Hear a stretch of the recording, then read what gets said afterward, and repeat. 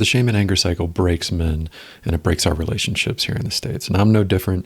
Even as a clinician with 10 years of experience, I've certainly let it destroy my fair share of relationships, to include my marriage. If you've ever found yourself stuck in that loop, hopefully this video helps. For me, what it ends up being is I have a need, a desire, something that isn't happening, an agreement that somebody's broken.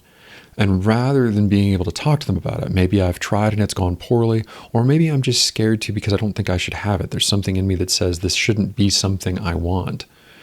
I contain it, and I use shame to do so. I make myself small. I make myself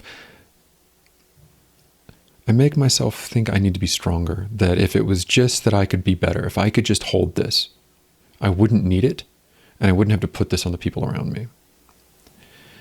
And then I don't talk about it until I can't not talk about it. And that's the problem.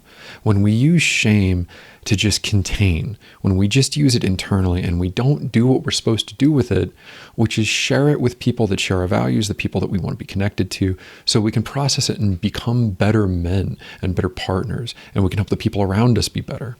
Instead, we just slowly chip away at ourselves until we can't take it anymore. Until our anger shows up as the bouncer it's supposed to be. Anger's your bouncer. Anger shows up when things aren't the way that you want them or need them. And when you shame yourself that small for that long, eventually the anger is going to make you talk about it. And if you wait until it's the anger driving the conversation, it's not going to go well. Which then just ends up in this cycle. I popped off. I shouldn't have this need. I just hurt somebody with how I'm trying to express this. I'm not going to get my need met. I shouldn't need this. Just shut up and color. For American guys, this goes back to a long tradition of us suffering in silence for the status and acclaim that we hold. We saw it mostly develop after the World Wars, and now the main role that men are supposed to be is just the provider. If you can go to work, if you can outwork and suffer through whatever the job is, you don't have to engage in the rest of your life. You come home and everything's tended for you as long as you're a good provider and you can work. It's nonsense. That's not a good life. Being a provider is important, and any man that's in that role knows how important it is. But that can't be the whole life. You cannot live in one point of life and connect in the ways that you need to. It's just not the way we're built. Mark's episode Unsolved did a great way of talking about that, reminding us that shame was a social system that was designed for our survival.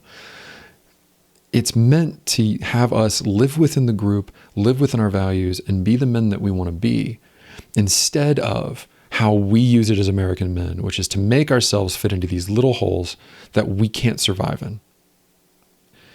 So in what ways are you showing up in the world? How are you getting there where all of a sudden you're finding yourself either shaming yourself into this tiny little spot to maintain what you have, and then popping off in anger, and then shaming the anger to recontain it, and just going over and over and over again? What's one way this week that you've noticed that you do this? Or if you're willing and you're able, what's a way that you've broken the cycle? What's a way that somebody surprised you?